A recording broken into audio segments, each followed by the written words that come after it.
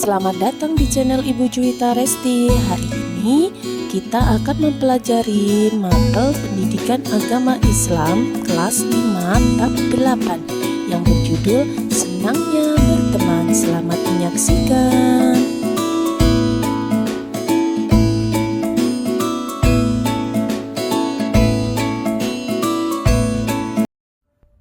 Assalamualaikum warahmatullahi wabarakatuh. Selamat pagi anak-anakku semua, sehat selalu dan terus semangat. Baiklah, sebelum kita memulai belajar, kita berdoa bersama. Bismillahirrahmanirrahim. Raditu billahi rabba wa bil islami dina wa bi muhammadin nabiyyan wa rasula. Rabbi zidni ilma warzuqni fahma. Amin. Shadaqallahul azim. Perhatikan peta konsep bab 8, senangnya berteman. Konsep yang pertama, persaudaraan dalam Islam. Yang kedua, berteman tanpa membedakan agama. Yang ketiga, hikmah berteman tanpa membedakan agama. Baiklah, Ibu akan menjelaskan konsep yang pertama, yaitu tentang konsep persaudaraan dalam Islam. Silahkan amati terlebih dahulu gambar berikut ini, yang bertema, walau berbeda agama, tetap bersaudara. Persaudaraan dalam Islam disebut ukhuwah.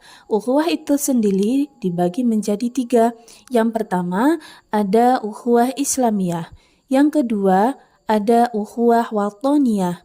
Yang ketiga, ada ukhuwah insaniyah. Persaudaraan dalam Islam disebut ukhuwah. Ukhuwah dibagi menjadi 3. Yang pertama, ukhuwah Islamiyah. Artinya, persaudaraan karena sesama beragama Islam. Dimanapun berada, seseorang akan merasa bersaudara ketika sama-sama memeluk agama Islam. Ukhuwah yang kedua yaitu ukhuwah watoniyah. Ukhuwah watoniyah artinya persaudaraan berdasarkan satu bangsa.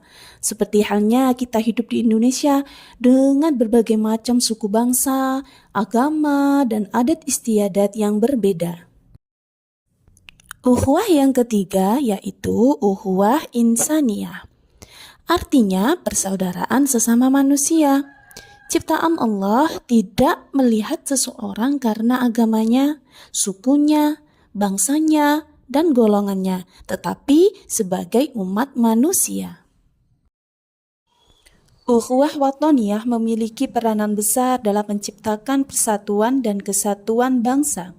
Dalam Islam dijelaskan dalam Quran surah Al-Hujurat ayat 13 yang berbunyi A'udzu billahi minasyaitonir rajim. Bismillahirrahmanirrahim. Ya ayyuhan nasu inna khalaqnakum min dzakarin wa untha wa ja'alnakum shu'uban wa qabaila lita'arafu.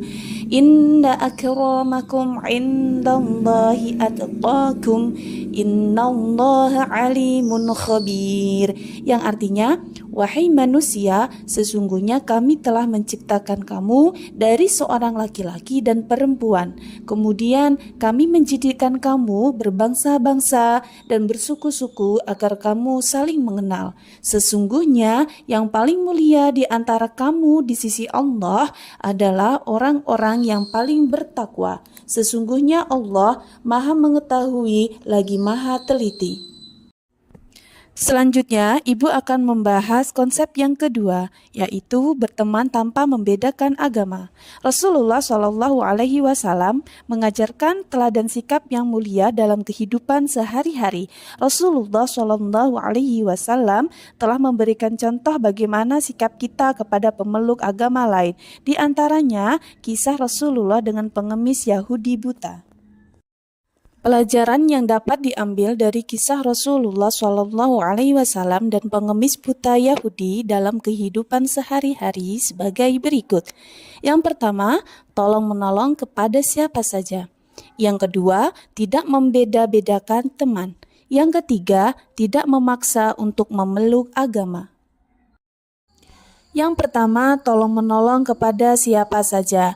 Menolong orang lain adalah perbuatan yang dicintai Allah dan Rasul-Nya. Seorang muslim yang baik senantiasa menolong orang lain yang kesusahan. Sekalipun berbeda agama, sikap saling menolong antar sesama ini menciptakan kerukunan antar umat beragama.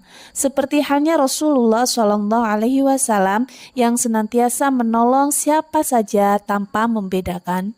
Pergaulan Rasulullah SAW kepada pemeluk agama lain sangat mengutamakan akhlak yang baik.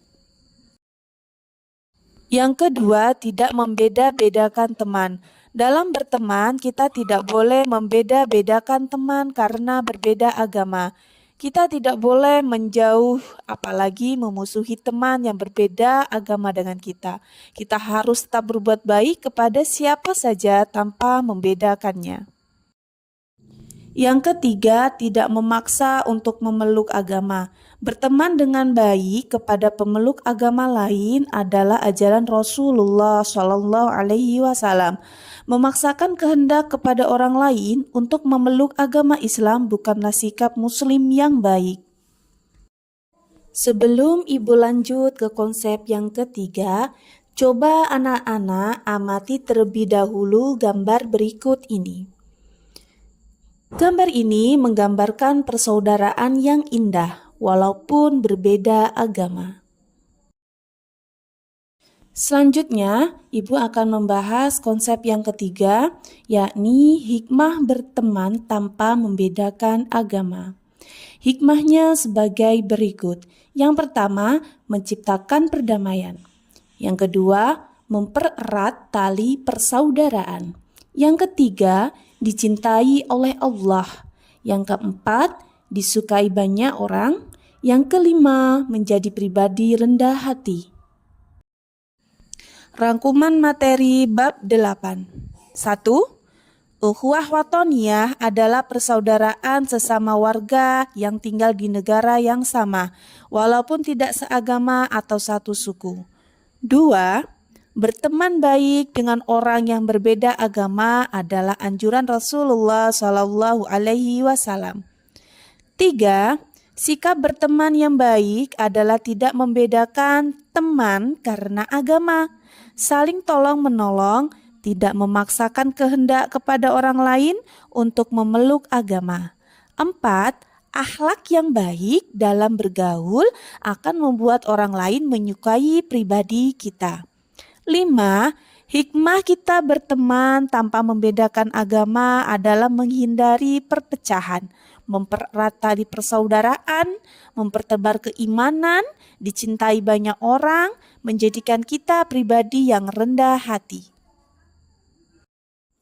Selanjutnya, anak-anak bisa melakukan kebiasaanku dalam kehidupan sehari-hari, yaitu aku akan belajar untuk menerima dan menghargai perbedaan yang terjadi di rumah, sekolah, dan masyarakat.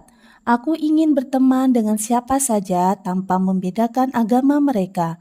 Aku akan berbuat baik dan menolong siapa saja yang membutuhkan. Pesan moral yang didapatkan pada materi ini adalah Indonesiaku akan menjadi negara yang damai dan makmur jika masyarakat bisa saling menerima, menghormati perbedaan. Kemudian, kalian dapat melakukan refleksi dengan cara tuliskan hal-hal baru yang akan kamu lakukan setelah mempelajari materi bab 8 tentang senangnya berteman. Baiklah anak-anak sekalian, demikianlah tadi video pembelajaran kelas 5 semester 2 pada bab 8 tentang senangnya berteman. Untuk anak-anak, tetap semangat, tekun, sabar, ikhlas dalam menuntut ilmu. Ibu akhiri, wabillahi taufiq wal hidayah.